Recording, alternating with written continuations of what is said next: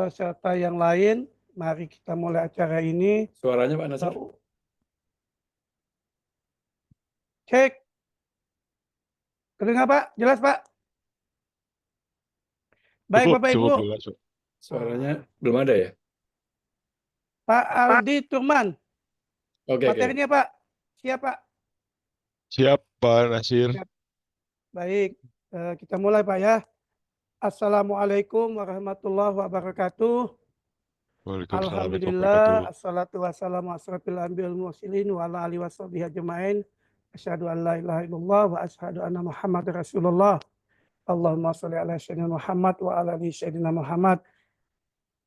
Bapak Ibu yang kami hormati, selamat siang menjelang sore.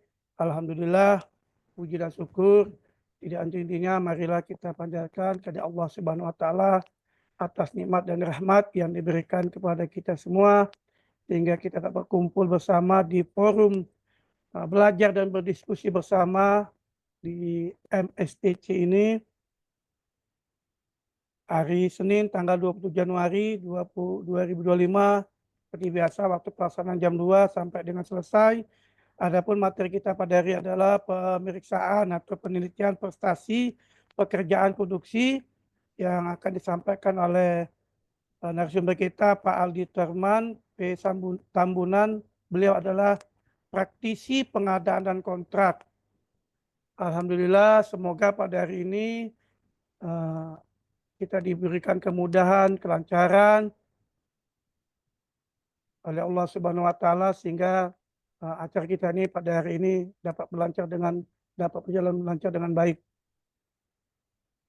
Ke apotek membeli obat dibeli untuk penyakit cacar. Walaupun cuaca hari ini tidak bersahabat, semoga berjalan dengan lancar. Jika Tuhan pergi ke Jawa Barat, mampirlah sebentar di Kota Banjar. Walaupun pekerjaan semakin berat, kita fungsional, tetap bersemangat dan harus bersabar. Mungkin Pak Doni dan rekan-rekan lainnya kita harus tetap bersabar walaupun memang keadaan sekarang ini memang lagi kacau membalau. Peraturan semakin banyak keluaran, surat edaran semakin banyak, kita pun fungsional semakin bingung. Mana yang harus kita kerjakan, mana yang harus kita dulukan, dan mana yang harus kita ikuti.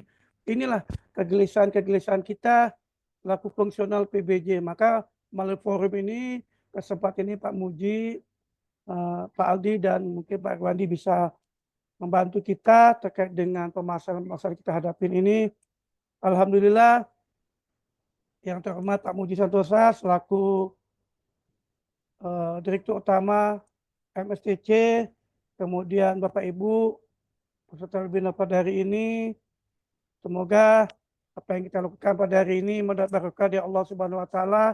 Seperti biasa kami akan membacakan ketentuan pelaksanaan webinar pada hari ini, yaitu yang pertama, peserta dimohon mengikuti kegiatan ini sesuai dengan waktu pelaksanaan. Kemudian narasumber akan menyampaikan materinya kurang lebih 45 menit. Kemudian dilanjutkan diskusi dan tanya jawab yang akan dipandu oleh moderator. Peserta yang akan mengajukan pertanyaan, kami persilahkan langsung untuk mengklik di kolom raise hand apabila ingin bertanya langsung dengan narasumber atau mengetik pertanyaan di kolom chat yang sudah tersedia. Peserta diharapkan untuk mengisi link daftar hadir atau post-test yang disampaikan pada saat kegiatan berlangsung. Peserta dimohon tenang dan tidak mengganggu jadwal pelaksanaan kegiatan webinar pada hari ini. Adapun susunan acara seperti biasa, yang pertama sebelum itu kita pembukaan bersama-sama membaca basmalah, kemudian sesi yang kedua penyampaian materi, yang ketiga sesi tanya jawab, yang keempat closing statement dari narasumber atau Pak Muji, kemudian yang lima adalah penutup. Baik Bapak Ibu, untuk mempersingkat waktu, kita mulai acara ini dengan bersama-sama membaca basmalah. Bismillahirrahmanirrahim. Baik, selanjutnya kita ke sesi yang kedua, yaitu penyampaian materi dari narasumber Pak Aldi Turman Petambunan.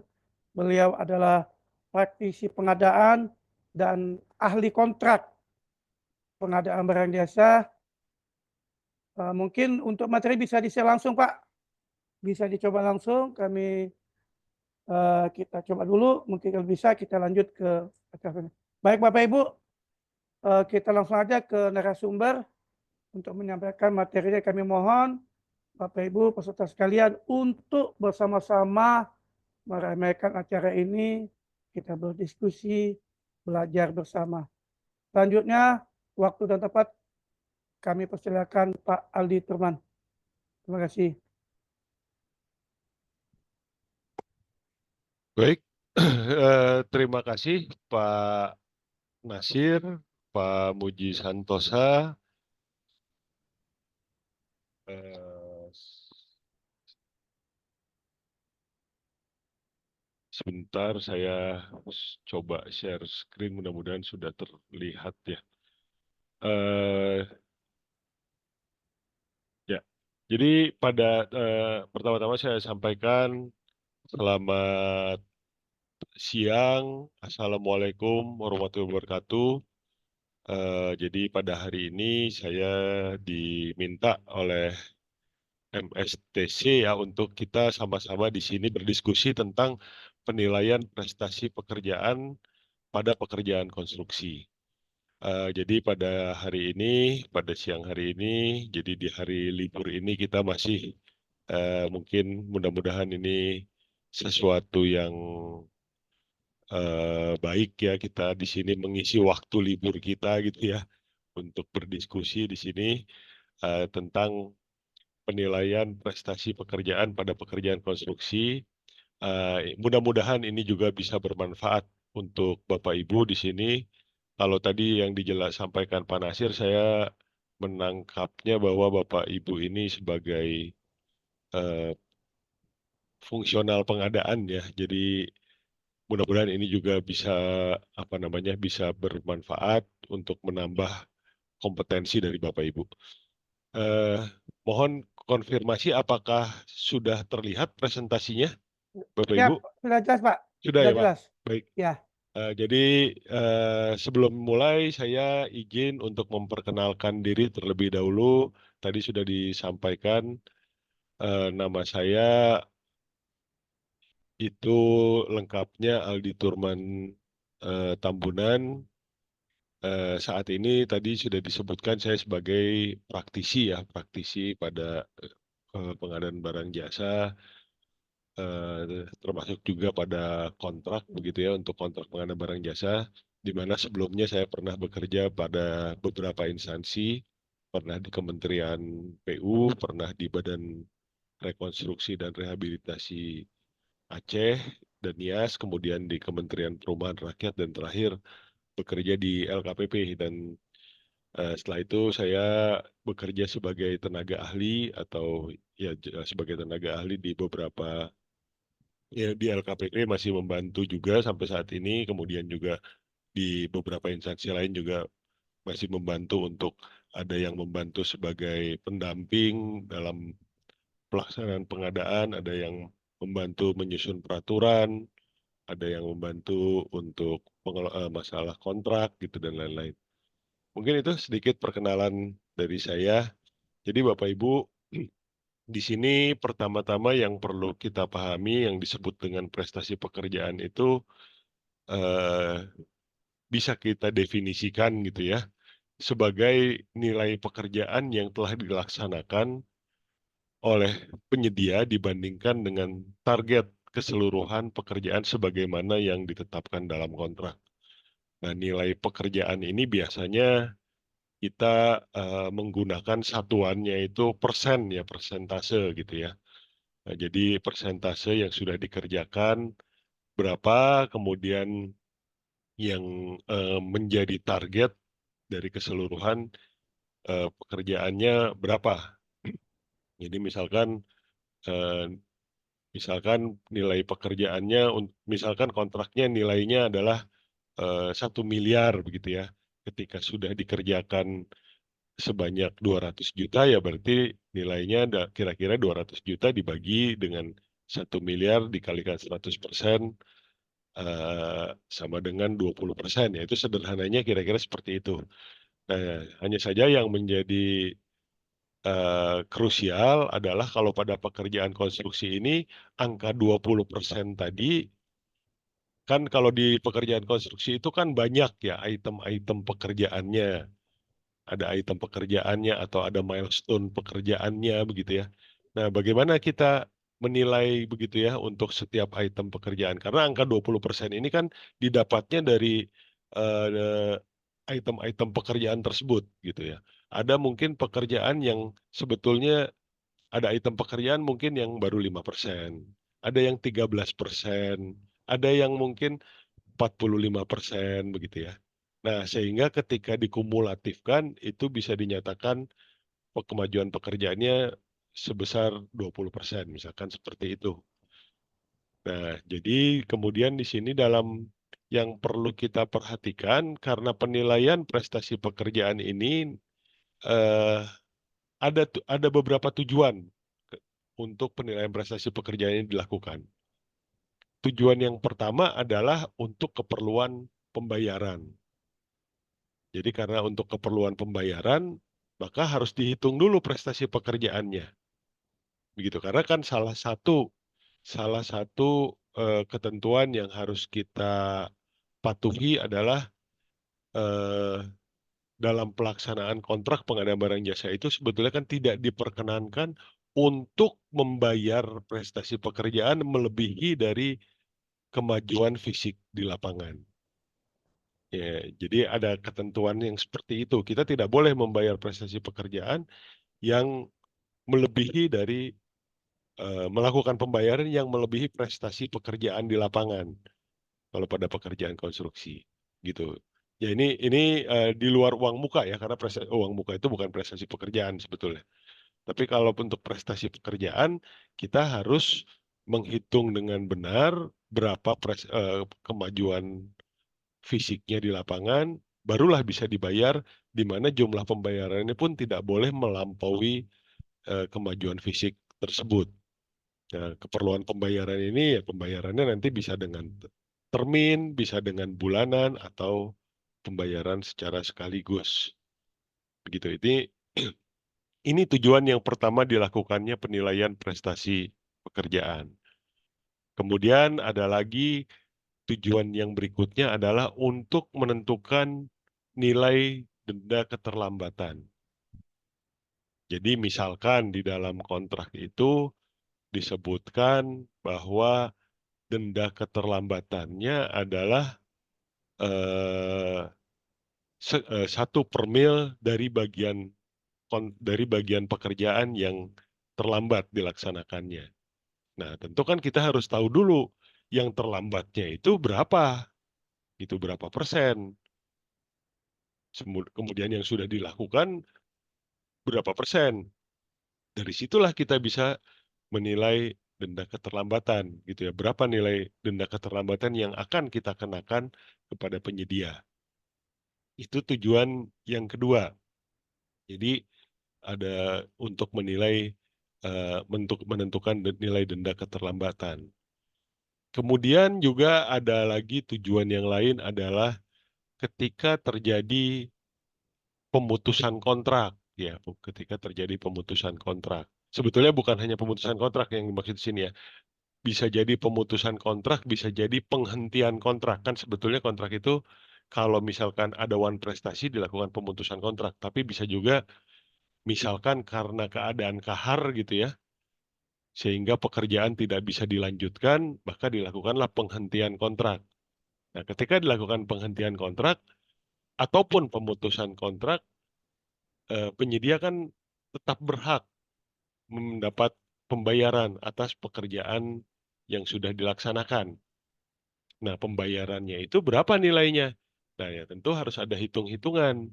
Hitung-hitungannya ya dengan menilai prestasi pekerjaan yang sudah dilaksanakan berapa, gitu. Jadi nanti kan sehingga kalau misalkan dilakukan pemutusan kontrak yang sudah dikerjakan misalkan 75% gitu.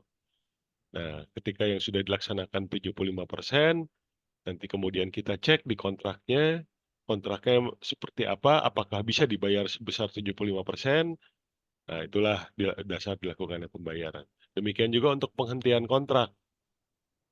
Ketika terjadi penghentian kontrak, maka dilakukan istilahnya biasanya disebut dengan opnam ya, dilakukan opnam. Dengan opnam dihitung gitu ya, kemudian setelah bisa diketahui berapa prestasi pekerjaan yang telah dilaksanakan, maka nanti biasanya kontraknya dilakukan adendum ya, adendum final. Jadi yang sudah dikerjakan itu dianggap sudah 100% disesuaikan. Nah, itulah yang jadi nanti hasil penilaian prestasi pekerjaan itu yang menjadi dasar dilakukannya adendum kontrak tadi. Nilainya menjadi berapa dikurangi gitu ya. Kemudian tujuan penilaian prestasi pekerjaan yang lain adalah ya ada hal-hal lain itu misalkan yang pertama untuk pelaporan ya biasanya kita kan diminta mungkin secara periodik ya ada laporan bulanan gitu ya misalkan di suatu OPD gitu ya harus membuat laporan berapa prestasi berapa kemajuan pekerjaan begitu ya untuk paket-paket yang sudah berkontrak nah, nanti dilaporkan. Nah, jadi disitulah apa namanya dibutuhkan penilaian prestasi pekerjaan ini. Jadi supaya laporannya akurat gitu mungkin diperintahkan untuk setiap akhir bulan coba dihitung. Misalkan di satu OPD ada beberapa kontrak ya dihitung kontrak yang satu sudah berapa persen, yang kedua sudah berapa persen, yang ketiga sudah berapa persen. Mungkin juga nanti dari situ bisa diprediksi ketersediaan kas ya, kas daerahnya gitu ya, atau kas untuk keuangan, untuk pembayaran bisa dialokasikan gitu, ada perkiraannya. Jadi biasanya diminta menyusun laporan untuk sampai bulan ini sudah berapa persen, perkiraan di bulan ke depan berapa persen begitu.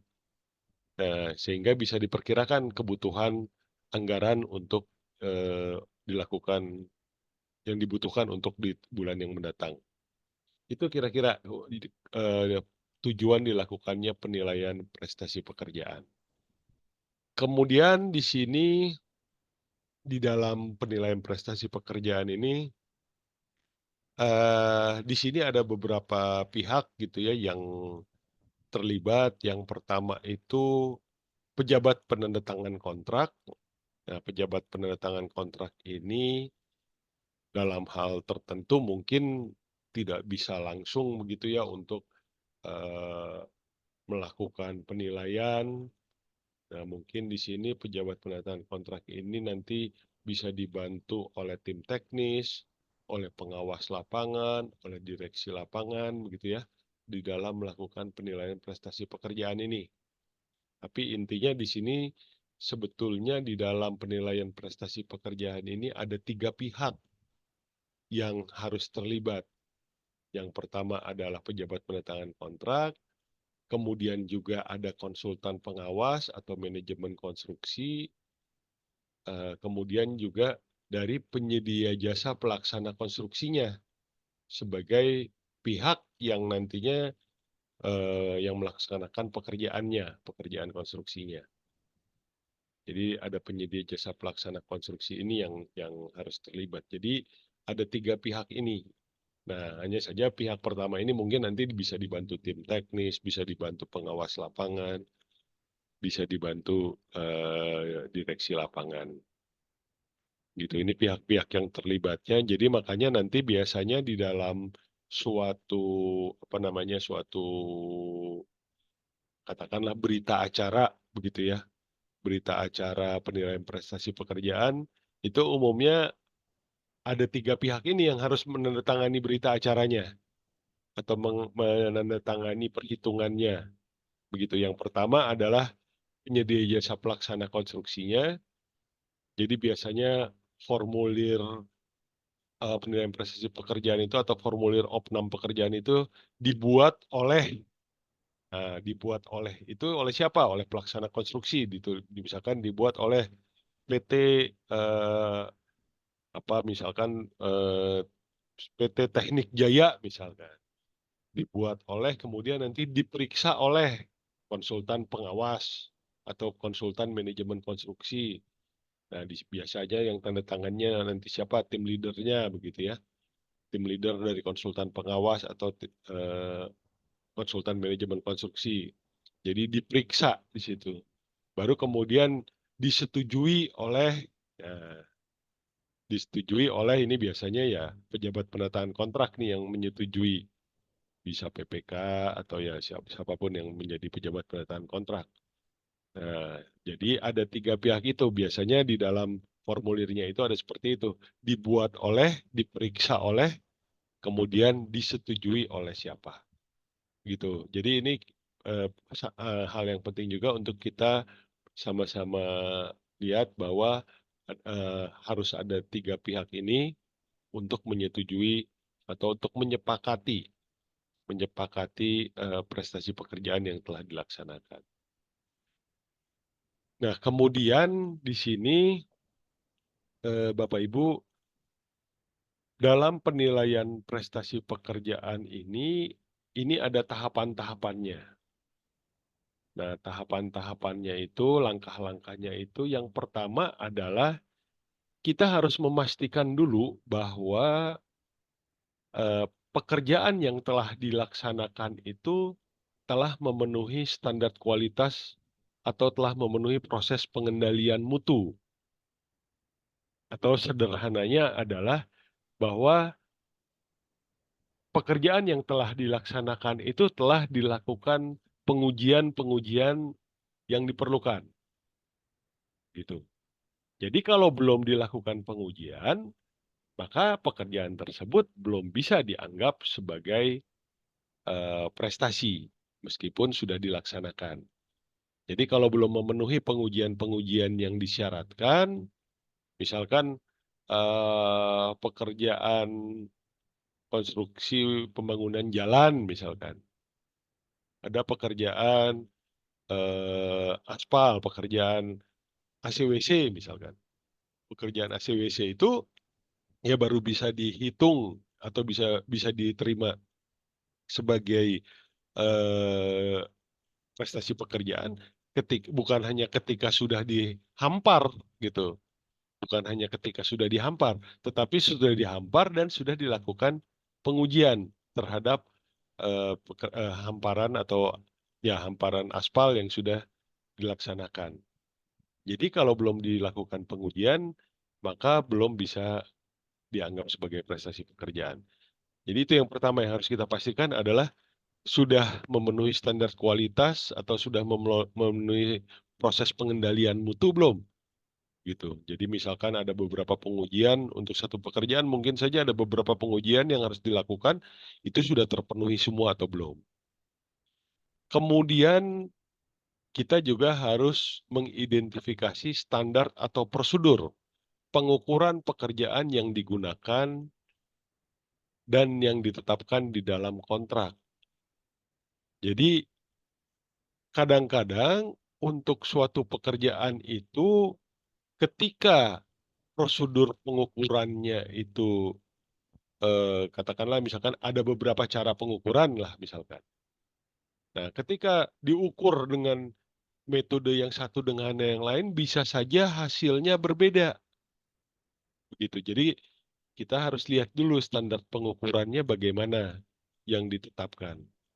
Nah, ini yang mungkin juga saya perlu sampaikan Bapak Ibu, inilah salah satu hal yang seringkali luput dari kontrak-kontrak pekerjaan konstruksi yang ada di tempat kita, seringkali tidak ada nih tentang standar prosedur pengukuran pekerjaan ini. Begitu. Jadi ini tahap yang kedua, ini nanti konkretnya saya ada contohnya. Kemudian, atau kita lihat dulu lah contohnya ya. Ini contoh standar pengukurannya. untuk pekerjaan mobilisasi di sini. Jadi eh, untuk pekerjaan mobilisasi, contohnya di sini karena mobilisasi itu biasanya kalau di kontrak konstruksi itu diberlakukan lamsam begitu ya. Jadi meskipun kontraknya harga satuan atau gabungan harga satuan, mobilisasi ini biasanya dibuat lamsam. Nah, untuk pengukurannya bagaimana gitu atau untuk menilai kemajuan pekerjaannya bagaimana? Nah, mobilisasi ini di sini disebutkan bahwa eh, ketika mobilisasinya sudah 50% selesai dan pelayanan atau fasilitas pengujian laboratorium telah lengkap dimobilisasi. Nah, itu bisa dilakukan pembayaran 50%. Kemudian ketika peralatan utama sudah berada di lapangan dan diterima oleh direksi pekerjaan, ini bisa dinilai kemajuan pekerjaannya 20% lagi. Kemudian ketika sudah didemobilisasi ini biasanya pekerjaannya sudah selesai, kemudian alat-alatnya, kemudian mungkin direksi kitnya, kemudian ada laboratorium kecil gitu ya, itu sudah dibawa lagi gitu oleh penyedianya, maka itu dinilai 30% gitu. Jadi ini sebagai dasar pembayarannya. Kita jadi harus lihat dulu kondisi di lapangan bagaimana. Nah, kapan bisa dibayar 50%, kapan bisa dibayar 20%, kapan bisa dibayar 30%. Jadi ini contoh untuk eh, item pekerjaan mobilisasi. Ini ada lagi contoh yang lain, Bapak Ibu. Ini untuk pekerjaan beton. Bapak Ibu bisa lihat di bagian yang A ya, bagaimana cara mengukur betonnya. Jadi ketika ada misalkan pengecoran, misalkan saja ada pengecoran beton. Nah, beton itu mungkin saja katakanlah di lantai 2 gitu ya. Dilakukan pengecoran plat lantai 2 gitu. Nah, kemudian di lantai 2 itu mungkin untuk betonnya itu perlu karena diperlukan untuk apa namanya? Instalasi air gitu ya. Baik air limbah maupun air bersih, maka di plat lantai itu di cor-corannya itu perlu ditanam pipa. Nah, sebetulnya kan volumenya ketika di plat lantai itu ada pipa, maka volume beton yang dilakukan pengecoran kan sebetulnya berkurang kan. Tapi apakah harus dikurangi? Nah, ini yang harus kita lihat di sini. Cara pengukurannya. Di sini disebutkan, beton akan diukur dengan jumlah meter kubik pekerjaan beton yang digunakan dan diterima sesuai dengan dimensi yang ditunjukkan pada gambar atau yang diperintahkan oleh direksi pekerjaan. Tidak ada pengurangan yang akan dilakukan atas volume yang ditempati oleh pipa dengan garis tengah kurang dari 20 cm atau benda lainnya yang tertanam seperti water stop, baja tulangan, selongsong pipa, konduit, atau lubang sulingan. Nah, artinya ketika tadi pipa air tadi yang ditanam di dalam beton tadi itu eh, kurang dari 20 cm diameternya, ya, jadi tidak perlu dikurangi gitu ya. Misalkan betonnya itu eh, panjangnya misalkan 10 meter, panjang 10 meter, kemudian lebarnya 2 meter gitu ya. Kemudian tebalnya setengah meter, 0,5 meter, 0,5 meter atau 50 cm lah, 50 cm. Maka tadi untuk volume betonnya ya tetap 10 kali 2 meter gitu ya, 20 dikali 0,5 diukur semua penuh. Tapi kalau di dalamnya ada pipa atau benda apapun yang diameternya lebih dari 20 cm, maka tadi harus dikurangi gitu. Nah, ini juga yang menjadi perhatian kita bahwa di dalam kontrak itu sebaiknya ada nih bagaimana suatu pekerjaan akan diukur dan dibayar. Begitu. Itu yang seringkali saya lihat ini belum ada pada beberapa kontrak atau beberapa kontrak pekerjaan konstruksi. Jadi ada klausul tentang pengukuran dan pembayaran untuk setiap item pekerjaan. Nah, kita kembali tadi, jadi tahapannya tadi kita harus identifikasi dulu nih, tadi tentang bagaimana mengukur pekerjaannya. Begitu ya, seperti yang tadi saya contohkan, itu ada panduannya di situ tentang standar atau prosedur untuk pengukuran pekerjaan. Baru setelah kita identifikasi standar atau prosedur pengukuran pekerjaannya, maka kita lakukan pengukuran sesuai dengan standar dan prosedur tersebut. Nah, kemudian setelah dilakukan pengukuran, kemudian kita lihat target dari pekerjaannya yang ditetapkan di dalam kontrak. Jadi tadi misalkan beton setelah diukur, volume beton yang sudah dikerjakan tadi 2 dikalikan 10 dikalikan 0,5, berarti sudah 10 meter kubik beton yang prestasi pekerjaan betonnya 10 meter kubik. Nah, kita lihat di kontraknya. Kontraknya itu berapa volume beton yang harus dikerjakan. Misalkan di kontraknya volume betonnya itu misalkan 40 meter kubik. Tadi sudah dikerjakan 10, maka itu bisa dianggap untuk pekerjaan beton tadi kita bisa ditetapkan nilai prestasi pekerjaannya kurang lebih 25%. Begitu. Sudah 25% untuk pekerjaan beton. Jadi kan 10 per 40 ya, 10 meter kubik per 40 meter kubik. Kira-kira itu sudah 25%. Nah, kemudian ya lanjut nanti dengan pengukuran item pekerjaan yang lain, kemudian nanti dikumulatifkan. Kira-kira seperti itu tahapannya. Ini tadi contohnya, contoh untuk prosedur atau prosedur untuk melakukan pengukuran dan untuk melakukan pembayaran. Nah, kemudian juga yang harus kita perhatikan juga adalah dalam penetapan nilai prestasi pekerjaan, kita harus perhatikan juga jenis kontrak yang digunakan. Gitu. Jenis kontraknya yang digunakan apakah harga satuan, apakah kontrak lamsam, atau kontrak gabungan. Kemudian juga harus memperhatikan target pekerjaan yang tercantum dalam daftar kuantitas dan harga atau daftar keluaran dan harga. Jadi kita lihat dulu kenapa kita harus perhatikan jenis kontrak. Bapak Ibu di sini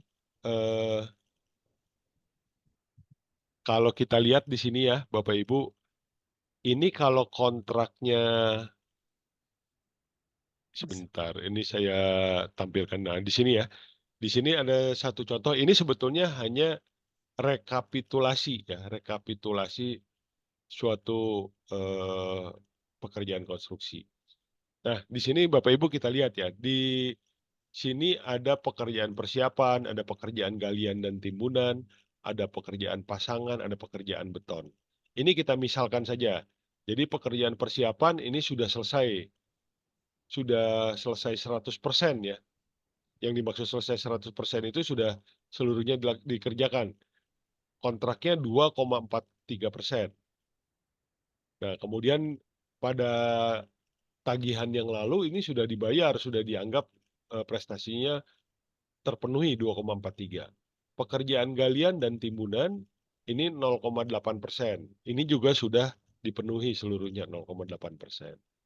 Kemudian pekerjaan pasangan. Pekerjaan pasangan ini 21,37%. Ini juga pada pembayaran yang lalu sudah terpenuhi 21,37%. Kemudian pada pekerjaan beton ini di kontraknya 25,95%. Nah, kemudian pada tagihan di termin ini gitu ya, jadi misalkan baru saja di opnam, diketahui bahwa pekerjaan beton ini sudah 25,95. Nah, jadi artinya yang akan dibayarkan adalah sebesar 25,95% dari nilai kontrak atau kurang lebih ya 229 juta begitu ya. 229 juta rupiah itu adalah 25,95%. Nah, ini yang dimaksud karena di sini yang digunakan adalah daftar keluaran dan harga. Berdasarkan daftar keluaran dan harga. Kalau misalkan pekerjaan beton ini belum mencapai 25,9%, misalkan saja pekerjaan betonnya sudah dilakukan, yang sudah dilaksanakan ketika di Opnam itu adalah 21% misalkan. Nah, sudah 21%. Ini belum bisa dilakukan pembayaran. Kenapa? Karena ini kontraknya kontrak lamsam.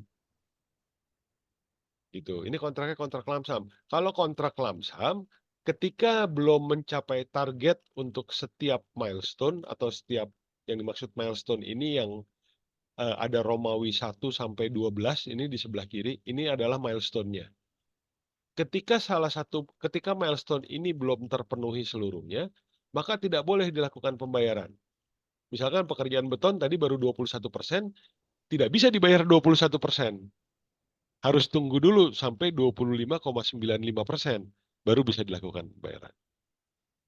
Ini karena kontrak lamsam dan kontrak lamsam itu mengacu pada daftar keluaran dan harga. Tapi kalau kontrak harga satuan, ini saya contohkan lagi di sini pada rekapitulasinya ini. Nah, pada kontrak harga satuan, di sini contohnya satu pekerjaan persiapan. Pekerjaan persiapan itu targetnya di kontrak adalah 2,43%. Tapi dia bisa dibayar, baru dikerjakan sebagian yang nilainya 1,47%. Dibayar itu pada bulan yang lalu begitu. Kemudian di sini pekerjaan beton. Pekerjaan beton ini 25,95 targetnya. Nah, pada bulan yang lalu ini sudah dibayar 4,57%. Baik, Pada bulan ini ada lagi kemajuan lagi di Opnam, ada kemajuan lagi 19,5%, 19,52%, dibayar lagi 19,52%, gitu. Tidak harus menunggu 25,95 untuk pekerjaan beton, gitu. Demikian juga untuk pekerjaan baja misalkan. Pekerjaan baja ini eh, sudah ada kemajuan pada bulan lalu 4,75%. Nah, 4,75% sudah dibayar bulan lalu, sudah dianggap bisa diterima prestasinya. Pada bulan ini di Opnam lagi ada kemajuan lagi 12,22%. Nah, baru maka bisa dilakukan pembayaran lagi 12,22%. Gitu. Jadi ini karena kontraknya ini adalah kontrak harga satuan, maka mengacu pada daftar kuantitas dan harga gitu. Bukan daftar keluaran. Jadi kita bisa lihat di sini penjelasannya. Yang pertama ini adalah daftar keluaran dan harga. Ini adalah daftar kuantitas dan harga. Meskipun sebetulnya kalau kita lihat uraian pekerjaannya, kemudian ya uraian pekerjaannya, kemudian kontraknya sama nilainya begitu. Nah, ini yang harus kita cermati nih. Kita harus tahu dulu kontraknya menggunakan kontrak apa, jenis kontraknya gitu. Kalau kontraknya lamsam, maka harus norma yang berlaku untuk kontrak lamsam ini yang harus kita patuhi begitu. Bahwa kontrak lamsam itu kalau belum diterima sebagai suatu output gitu ya atau sebagai suatu keluaran, ya jangan dibayar dulu. Karena itu belum diterima sebagai suatu output atau belum dianggap sebagai keluaran pekerjaan. Makanya kan di sini istilahnya daftar keluaran dan harga. Tapi kalau kontraknya harga satuan, sudah pekerjaannya sudah sebagian sudah kuantitasnya sudah bisa diterima, maka bisa dilakukan pembayaran terhadap kuantitas pekerjaan yang sudah dilaksanakan. Itu ya makanya di sini pertama kita harus perhatikan tentang jenis kontrak. Ya, kita harus paham tentang jenis kontrak. Kita harus perhatikan juga target pekerjaan yang tercantum pada daftar kuantitas dan harga atau daftar keluaran dan harga yang tadi sudah dijelaskan gitu ya, seperti apa yang dimaksud daftar kuantitas dan harga atau daftar keluaran dan harga gitu. Ini bahkan saya lihat masih banyak kontrak-kontrak yang saya lihat itu kan di kontrak itu kan ada daftar kuantitas dan harga, bukan di kontrak, maksudnya di MDP ya, kalau di MDP. MDP itu ada daftar kuantitas dan harga, garis miring daftar keluaran dan harga. Itu sudah kontrak sudah ditandatangani tapi masih ada dua-duanya begitu. Jadi nggak jelas ini kontraknya kontrak apa. Kita kan harusnya kalau kita menggunakan kontrak satu harga satuan atau kontrak gabungan, ya udah yang daftar keluaran dan harganya kan tidak ada kan gitu harusnya. Kalau kita menggunakan kontrak lamsam, yang ada daftar keluaran dan harga. Jadi tidak ada lagi daftar kuantitas dan harga. Saya masih sering lihat di kontrak-kontrak itu, kontrak yang sudah ditandatangani, yang ada di MDP itu tidak disesuaikan gitu. Jadi ada daftar kuantitas, garis miring, keluaran, dan harga. Ini yang dimaksud yang mana yang berlaku? Ini kuantitas atau keluaran begitu kan ya. Nah, itu yang eh, hal-hal yang mungkin juga perlu menjadi perhatian bagi Bapak Ibu. Terutama ya nanti mungkin bisa diberikan masukan juga untuk teman-teman yang melakukan penyusunan kontrak gitu ya, menyusun rancangan kontrak, melakukan finalisasi kontrak. Kemudian eh, kita lanjutkan dengan beberapa hal juga yang perlu kita perhatikan tentang pembayaran prestasi pekerjaan adalah yang pertama tadi saya sudah sampaikan bahwa kita tidak bisa atau tidak dibenarkan melakukan pembayaran melebihi nilai prestasi pekerjaan yang ditetapkan gitu. Jadi ini kondisinya biasanya kadang-kadang penyedia jasa pelaksana konstruksi itu kadang-kadang ya mungkin karena kesulitan cash flow ya, kesulitan arus kas gitu ya. Nah, kemudian nanti prestasi pekerjaannya dibesar-besarkan gitu ya. Nah, padahal realnya tidak seperti itu gitu ya. Jadi harus dihitung dengan benar gitu ya. Berapa prestasi pekerjaannya? Kalau prestasi pekerjaannya 30%, ya maksimum dibayar 30% gitu. Atau kalau banyak juga kan misalkan kalau 30% bisa dibayar hanya 25%. Karena yang 5%-nya ditahan gitu ya. Tapi yang pasti adalah yang tidak boleh adalah pembayaran melebihi nilai prestasi pekerjaan yang tadi dicontohkan 30% tadi gitu. Kemudian apabila ada nilai prestasi pekerjaan yang tidak disepakati gitu ya, maka nilai tersebut ditunda pembayarannya. Sedangkan nilai yang telah disepakati tetap dilakukan pembayaran. Jadi misalkan di sini penyedia meminta gitu menagih gitu ya pembayaran. Mohon maaf. Ketika penyedia menagih pembayaran, misalkan nilai pembayarannya yang ditagihkan adalah 20% misalkan ditagihkan 20%. Kemudian waktu ditagihkan itu kan sebetulnya harus diperiksa dulu kan, diperiksa dulu. Ternyata dari 20% itu ada misalkan senilai 5% itu ternyata belum dilakukan pengujian begitu.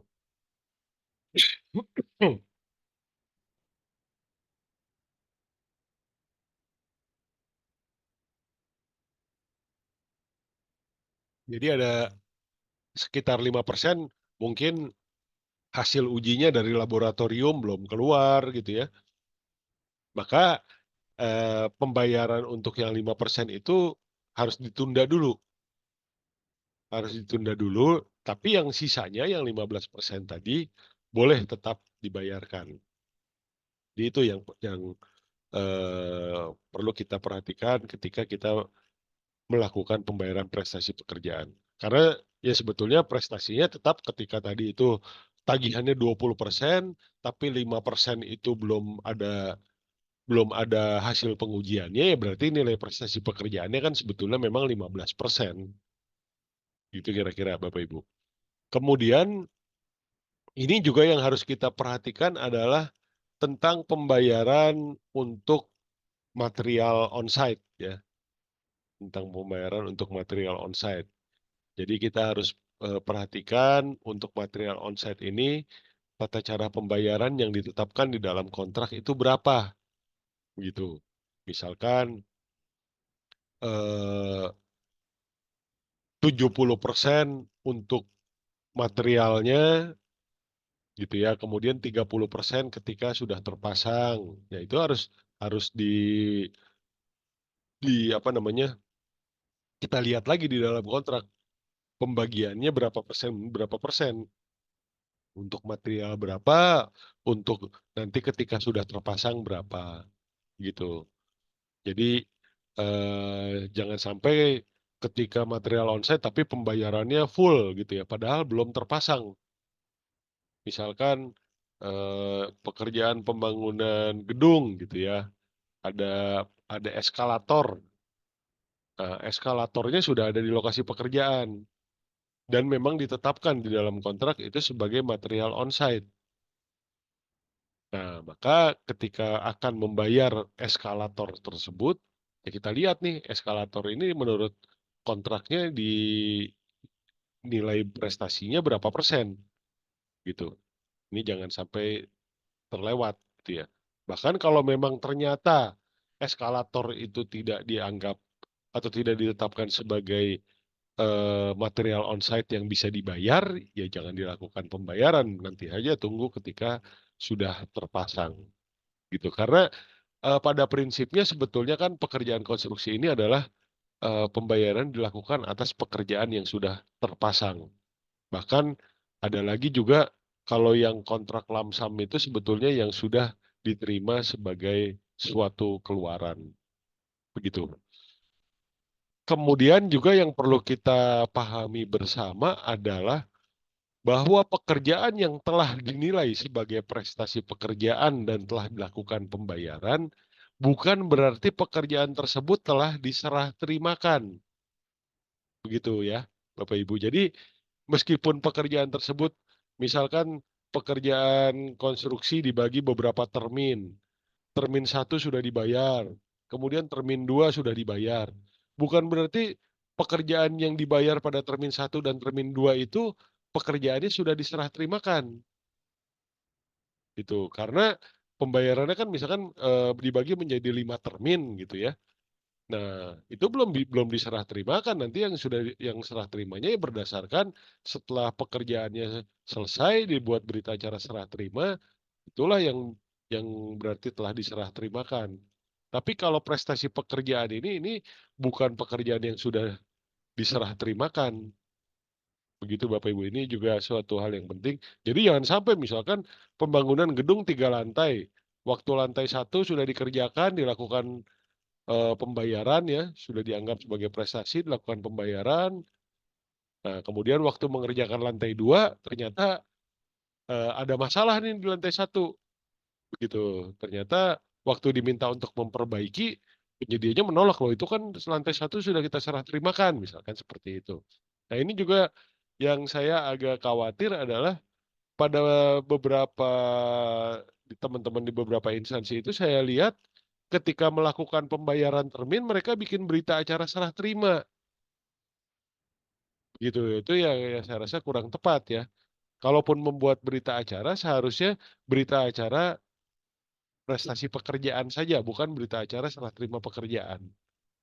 Nah, ini yang juga sebagai apa hal-hal yang perlu kita hati-hati, perlu kita apa ya suatu yang krusial juga di sini, jangan sampai terjadi kondisi seperti itu.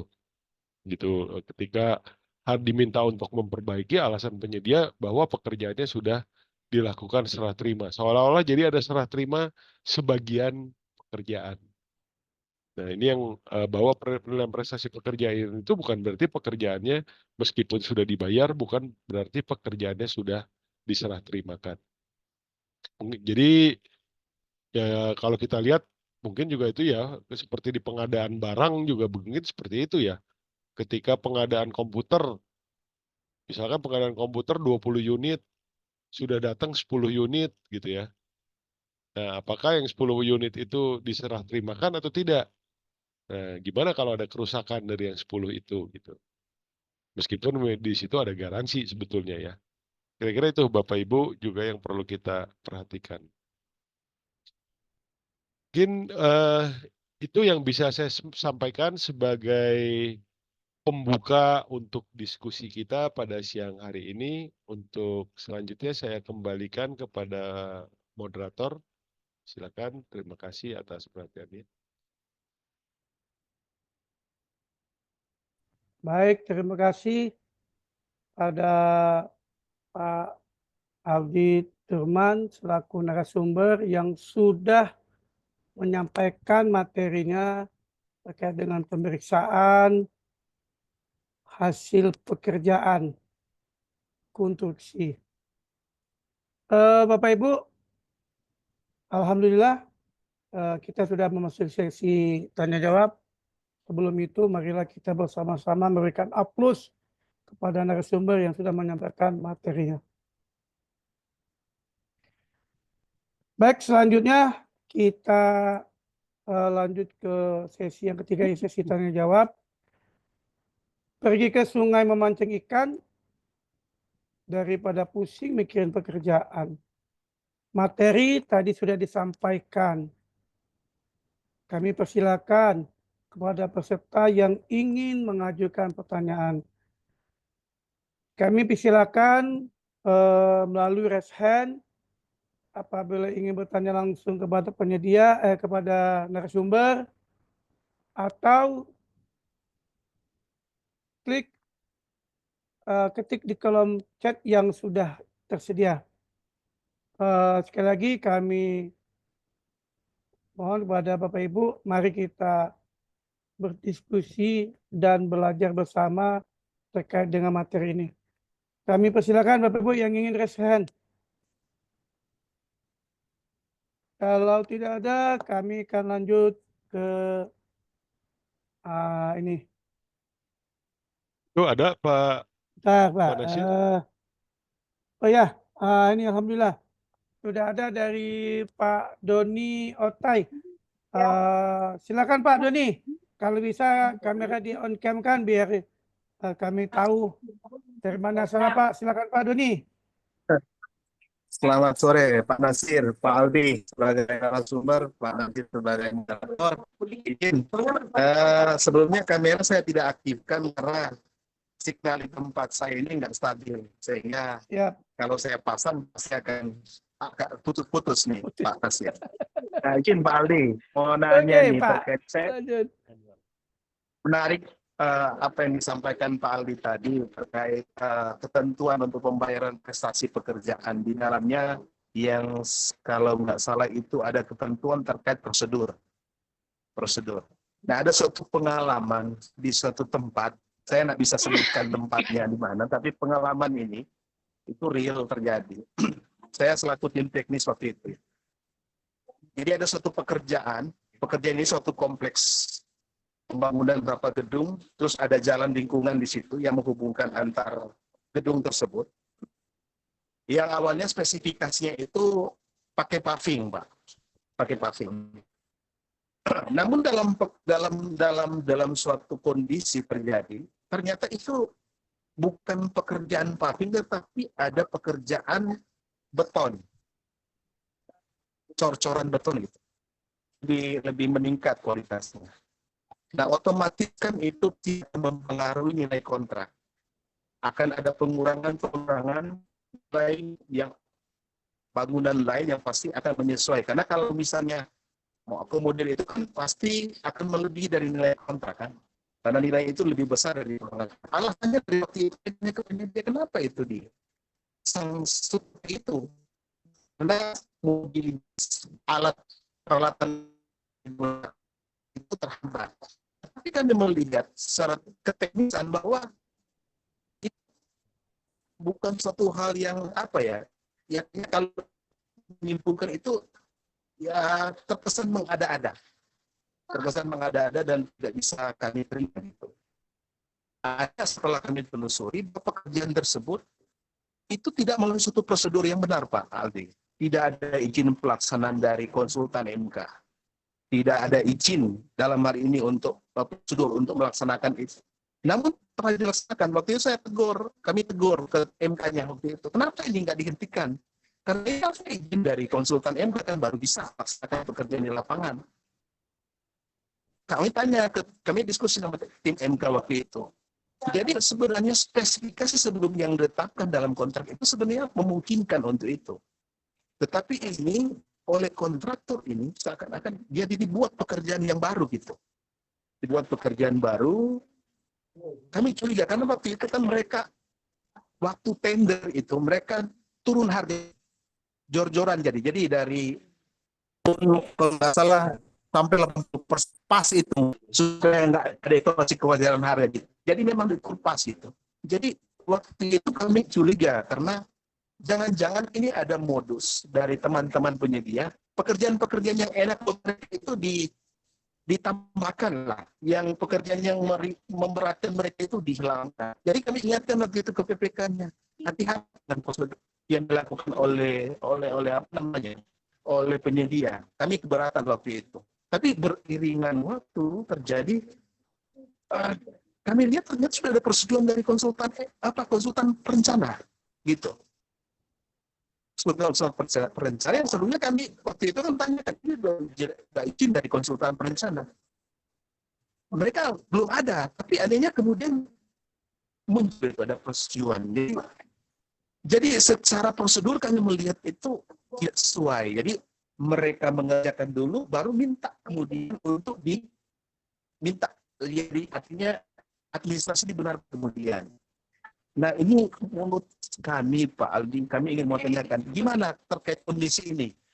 Karena kami melihat ini kondisi yang kalau saya lihat tadi materi yang Pak Aldi sampaikan itu kayaknya seperti itu Pak.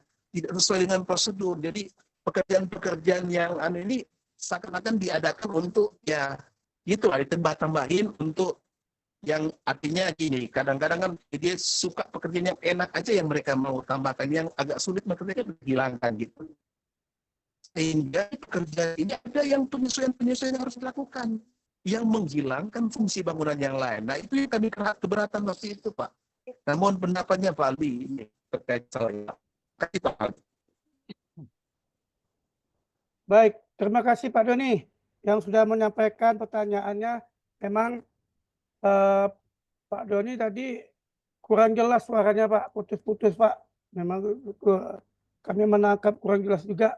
Tapi mudah-mudahan Pak Aldi bisa menangkap jelas maksud dan pertanyaan yang disampaikan Pak Doni tadi. Salah satu mungkin terkait dengan penawaran 80% tadi Pak. Artinya memang kebanyakan ya kita bukan rahasia umum lagi Pak Doni ya. Memang kadang-kadang penyedia ini dia menggunakan taktiknya bagaimana penawarannya biar berhasil ya, nawarnya di bawah paling CDD sampai 80% karena memang kalau 80% banting sekian banyak itu mungkin dipastikan dia akan menang. Nah, cuma kekhawatiran kami Pak, memang Pak Aldi apa yang disampaikan Pak Aldi tadi benar. Kekhawatiran kami pada saat eksekusi di lapangan kami meragukan apa mungkin 80% pekerjaan sudah selesai. Di mana keuntungannya? Nah, salah satu teknik mereka itu kan mengurangi pekerjaan-pekerjaan yang dianggap berat. Itu tadi. Mudah-mudahan Pak Aldi bisa menyampaikan, bisa menjelaskan apa yang dimaksud oleh Pak Aldi tadi. Silakan Pak Aldi. Baik, terima kasih Pak Nasir.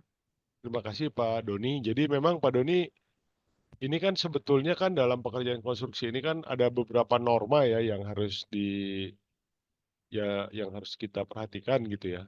Pertama adalah dari gambaran Pak Doni tadi bahwa saya tapi kurang mendapat detailnya gitu ya. Jadi tadi Pak Doni yang saya tangkap bahwa pekerjaannya sebetulnya awalnya adalah pekerjaan paving spesifikasinya gitu ya. Mungkin kalau bisa Pak Doni koreksi nanti silakan sampaikan. Tapi yang saya tangkap bahwa pekerjaannya adalah tadinya pekerjaan paving. Kemudian setelah berkontrak berubah menjadi pekerjaan beton ya Pak Doni ya. Kalau nggak salah tadi seperti itu yang saya tangkap gitu ya. Hmm. Nah, ini kan sebetulnya memang yang harus diperhatikan adalah bagaimana bisa sampai terjadi perubahan seperti itu, begitu. Dari pekerjaan paving ke pekerjaan beton. Artinya kan di kontrak kan kan setelah proses tender lah katakan ya, setelah proses tender ya kita anggap tender lah karena tadi ada penawaran 60% katanya kan ya. Setelah proses tender kemudian berkontrak. Nah, di situ kan kontraknya kan tentunya kan sesuai dengan kontrak awal kan, sesuai dengan perencanaan awal. Sesuai dengan perencanaan awal bahwa yang akan dilaksanakan adalah pekerjaan untuk pemasangan paving. Nah, di situ berkontrak. Nah, kemudian pada saat setelah berkontrak itu kan nanti harusnya eh, ada yang disebut perubahan paving ke beton tanpa izin konsultan MK, begitu ya. Nah, jadi tadi penjelasan Pak Doni seperti itu, ada berupa perubahan dari paving ke beton. Nah, sebetulnya kan ini saya jelaskan dulu prosedurnya mungkin ya. Ketika sudah berkontrak, kan ada yang disebut nantinya kan MC0 gitu. MC0 itu kan harusnya antara penyedia bersama-sama dengan MK maupun PPK itu melakukan pemeriksaan bersama. Nah, berdasarkan hasil pemeriksaan bersama itu, kalau memang ternyata misalkan di lapangan itu ternyata tidak dimungkinkan gitu ya untuk dilakukan pekerjaan paving tadi, bisa saja tidak dimungkinkan, bisa saja misalkan saja ada kebijakan, ada perintah dari mungkin dari kepala dinas gitu ya. Udahlah daripada pakai paving gitu ya. Eh, maka apa mungkin daripada pakai paving meliharanya susah, udah aja ganti beton misalkan seperti itu. Nah, kalau ada kondisi seperti itu kan tentunya kan harus dilakukan dulu yang disebut dengan revisi desain. Dilakukanlah revisi desain dulu harusnya. Kemudian setelah dilakukan revisi desain, baru dilakukan adendum kontrak. Gitu. Adendum kontraknya tentunya harus melibatkan panitia peneliti kontrak. Panitia peneliti kontrak ini nanti yang tugasnya adalah melakukan negosiasi harga betonnya, harga pekerjaan betonnya. Bukan PPK, tapi panitia peneliti kontrak.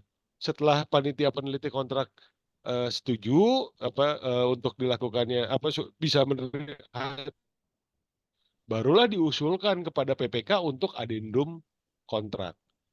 Jadi kalau proses ini tidak berjalan ya saya rasa ya harusnya pekerjaan tersebut ya tidak bisa, menurut saya ya itu tidak bisa diterima begitu ya. Kenapa bisa sampai, karena ada beberapa hal yang itu normanya kan seperti itu gitu.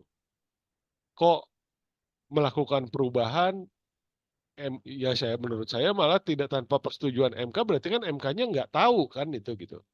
Dan berarti kalau MK nggak tahu ya PPK juga berarti nggak tahu kan gitu ya. Ya berarti itu tidak bisa dianggap sebagai suatu pekerjaan atau tidak bisa dianggap sebagai suatu prestasi pekerjaan karena kontraknya tidak menuntut, tidak ada target prestasi pekerjaan untuk pekerjaan beton kan.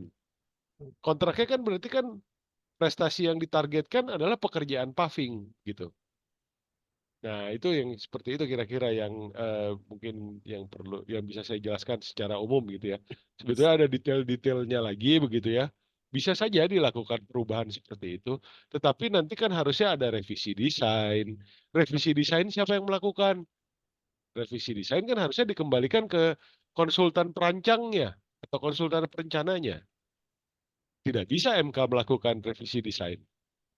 MK hanya bisa melakukan review desain kan gitu. review desain, oh ya di kondisi lapangan tidak mungkin nih gitu untuk menggunakan paving. Maka usulkan dilakukan revisi desain ke konsultan perancang. Gitu kira-kira. Nah, kalau proses itu tidak dilakukan, wah berarti kan ya tidak sesuai prosedur gitu. Tapi yang tadi disampaikan bahwa memang itu saya lihat ada strategi begitu ya. Nawar banting, tapi kalau dia karena dia rugi gitu ya, penyedia penyedia konstruksi itu bakal rugi kalau dia laksanakan pekerjaan itu karena sudah banting harga, maka dia usulkan untuk dirubah desainnya. Nah, tapi kalau dirubah desain habis itu tidak disetujui oleh konsultan MK, tidak ada revisinya oleh konsultan perancang, tidak dilakukan adendum kontrak ya berarti tidak bisa gitu ya kembali ke desain awalnya. Mungkin itu Pak Doni yang bisa saya sampaikan. Baik, terima kasih Pak Doni. Jadi gimana Pak Doni? Ini Pak, tambahan dari Pak Doni ini, revisi desain tadi yang dilakukan oleh penyedia itu dilakukan belakangan oleh konsultan perencana. Kemudian baru dilakukan penyesuaian pekerjaan kebangunan sehingga ada bangunan yang tidak berfungsi. Gitu Pak. Gimana Pak? Memang sih apa yang Bapak sampaikan tadi, salah satu teknik tadi, penyedia ini pintar Pak. Sekarang ini melakukan penawaran sampai 80%, sampai berani melakukan seperti itu. Dia pikir dengan cara seperti itu bisa mengurangi pekerjaan-pekerjaan yang sudah tertuang di dalam RAP. Nah ini apalagi di perubahan revisi nih. Gimana tuh Pak? Pak Denny Ya, mungkin berarti bisa kan langsung. tidak ada dasarnya waktu dilaksanakan pekerjaan itu kan. Tidak ada Mm-mm. desainnya karena desain dibuat belakangan kan. Yang namanya desain kan perancangan harusnya kan di depan gitu kan. Tidak ada Iya, iya, iya, desainnya. benar. Kemudian juga saya nggak tahu tadi sudah sempat melakukan adendum kontrak belum perubahan kontraknya gitu kan. Sudah dituangkan di dalam adendum kontrak belum? Jadi Harusnya kan ada Pak ya. harus di adendum dulu kontraknya begitu. Mm-mm. Benar, Karena benar, apa benar, benar, dasarnya benar. melakukan pekerjaan yang tidak ada di dalam kontrak begitu kan. Iya, iya. Pak Denny gimana Pak Denny? Mudah-mudahan bisa menerima apa yang disampaikan tadi. Baik Pak, kita lanjut ke kebetulan di kolom chat ini banyak yang menanyakan Pak ini Pak. Kita lanjut ke kolom chat dulu. Dari Pak Rian Hidayat. Pak Rian Hidayat ini Pak bertanya, adendum kontrak lumsum memungkinkan Pak? Itu.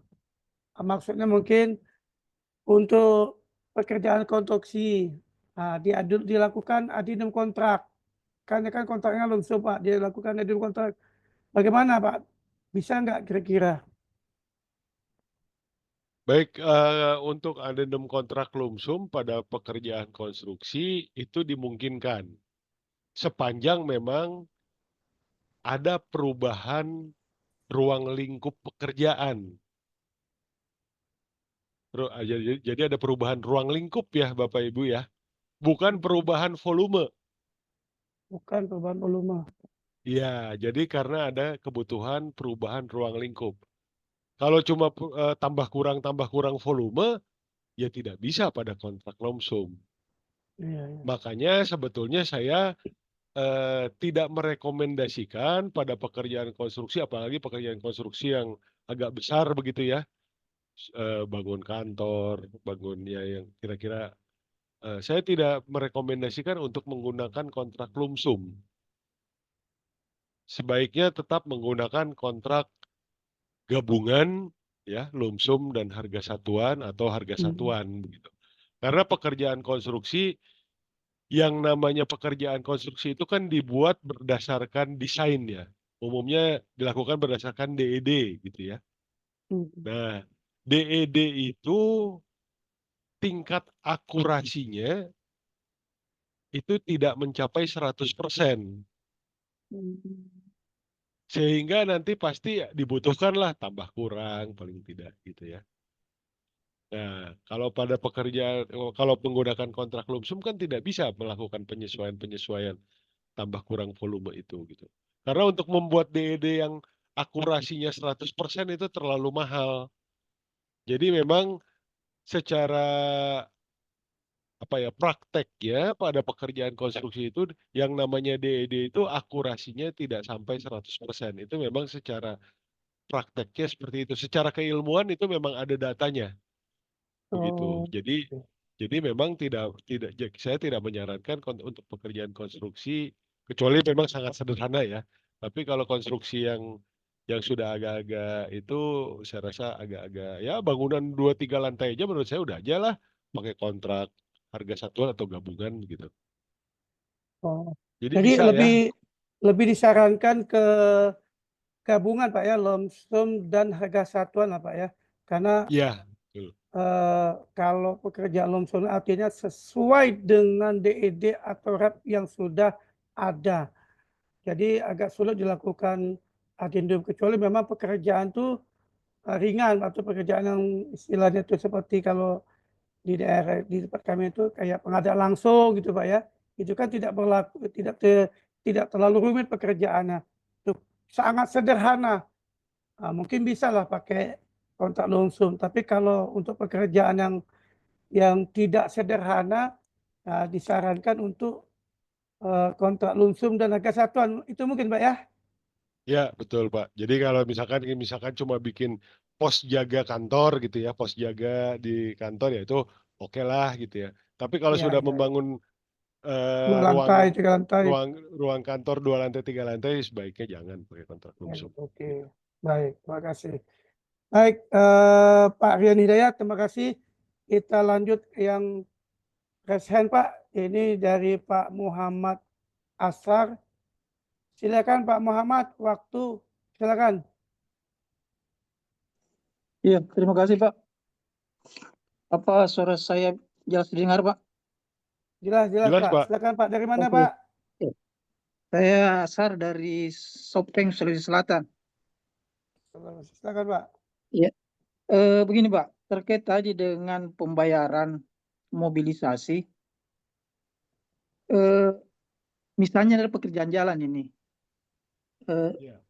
penyedia dalam penawarannya itu kan menyebutkan mobilisasi, misalnya beci plank untuk pekerjaan beton. Dan dalam penawaran itu kan sudah ada dalam penentuan harga-harga itu ada penentuan jarak. Nah, dalam penawarannya mereka rencananya memobilisasi batching plan. Nah, di situ ada harganya. Nah, dalam pelaksanaan ini tidak terrealisasi. Batching plan-nya tidak dimobilisasi, tetapi dia jaraknya bertambah. Awalnya diperkirakan misalnya dia penawarannya itu berjarak 1 kilo dari lokasinya. Cuman itu nanti pada realisasi ternyata dia tidak ada mobilisasi ke situ, tetapi ada batching plank perusahaan lain yang dia pakai itu, cuman dia jaraknya jauh. Berarti kan dia tidak melakukan mobilisasi. Tetapi di sisi lain mereka punya jarak yang lebih jauh dalam pengangkutan material betonnya, sehingga pada dasarnya kan bisa mempengaruhi harganya. Bagaimana Pak terkait dengan hal tersebut? Terkait dengan membayar mobilisasinya, tapi di sisi lain mereka bertambah jaraknya. Apakah kita tetap perlu melakukan adendum terkait dengan ini atau bagaimana? Karena ada mobilisasi yang mereka tidak lakukan, tapi di sisi lain ada tambah jarak dalam pengangkutan betonnya. Pertanyaan kedua terkait dengan pemeriksaan pekerjaan. Bagaimana sebenarnya pemeriksaan pekerjaan ini dalam hal, misalnya taruh tadi bahasanya pemeriksaan untuk prestasi pekerjaan. Dalam pemeriksaan prestasi pekerjaan ini, apakah cukup dengan konsultan pengawas yang misalnya, atau mesti ada tim yang ditunjuk oleh PPK, tim teknis misalnya, ya, untuk turun juga. Dalam hal ini, apakah dalam pemeriksaan prestasi pekerjaan yang belum selesai ini setiap tahapan item itu untuk menentukan penandatangan berita acara itu diperlukan pengawas dan tim teknis atau cukup tim pengawas saja? Yang biasa jadi kendala ini misalnya kalau instansinya bukan instansi teknis seperti PU, misalnya dinas kesehatan, mereka tidak punya instansi teknis. Dan terkadang juga mereka tidak menganggarkan anggaran untuk tim teknis itu yang biasa menjadi kendala. Kemudian ada diterima misalnya prestasi pekerjaan, apakah pengukuran berita acara prestasi pekerjaan itu bisa dianggap sebagai serah terima parsial atau bagaimana? Nah, kemudian kalau ada tadi pengukuran prestasi pekerjaan, di akhir ada serah terima pekerjaan. Apa peran ini PPK dalam ini atau tim teknis pada saat serah terima itu? Apakah dilakukan pengukuran kembali atau cukup berdasarkan prestasi pekerjaan tadi?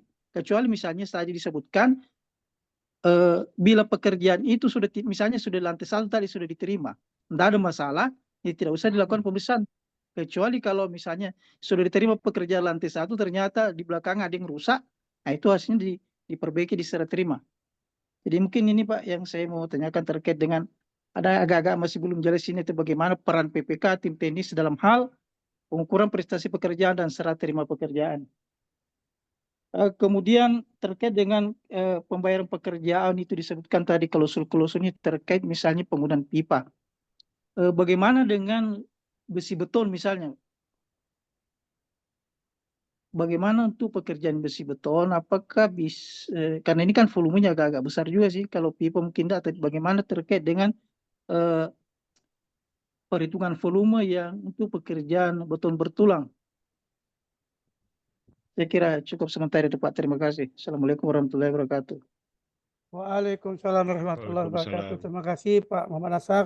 Memang ini apa yang disampaikan Pak Muhammad Nasar ini agak panjang juga Pak pertanyaannya Pak.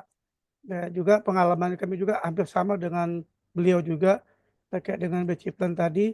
Memang benar Pak kejadian pada saat kita pada saat ditetapkan pemenang, ketandangan kontrak, kemudian mobilisasi peralatan itu jauh Pak kami memang. Yang awalnya dekat, kami pikir yang dekat, tetapi nyatanya jauh. Mereka maka yang karena jauh pakailah yang dekat, sehingga ada sistem sewa pengangkutan mobilisasi itu, pengangkutan barang-barang. Nah itu kemarin terjadi perubahan harga. Nah itu mungkin sama nih masalah dengan kami Pak itu. Kemudian masalah yang kita satu-satu dulu aja Pak ya. Masalah Ya. batching plan dulu Pak. Silakan Pak. Ya, satu-satu dulu ya Pak ya. Yang masalah batching plan Pak ya. Waktu tender disyaratkan nggak bahwa memang si penyedia itu harus memobilisasi batching plan ke lokasi pekerjaan? Kalau di kami tidak Pak. Tapi kalau di Pak Muhammad mungkin Tidak demikian Pak. Tidak ada juga Tidak. persyaratan untuk itu. Cuma Tidak dalam penawaran disyaratkan. penyedia, penawaran penyedia seperti mereka berasumsi bahwa dia rencananya akan mobilisasi, tapi ternyata dalam pelaksanaannya tidak dimobilisasi, tapi jaraknya mereka itu bertambah. Jarak dari lokasi pekerjaannya ke batching plan-nya jadi bertambah. Iya. Nah, tapi dia di penawarannya sudah menawarkan seperti itu. Iya, Menawarkan ada bahwa mobilisasi. akan dilakukan mobilisasi batching plan ke lokasi pekerjaan gitu ya. Iya. Kalau menurut saya ketika dia sudah menawarkan bahwa akan dilakukan mobilisasi batching plan ke lokasi pekerjaan, kemudian dalam pelaksanaannya tidak dilakukan, yang pertama harus dilakukan adalah mengklarifikasi alasannya kenapa itu tidak dilakukan. Ya. Kalau alasannya tidak dapat diterima, begitu. Kalau alasannya tidak dapat diterima, ya tentunya itu menurut saya sudah jadi one prestasi ya.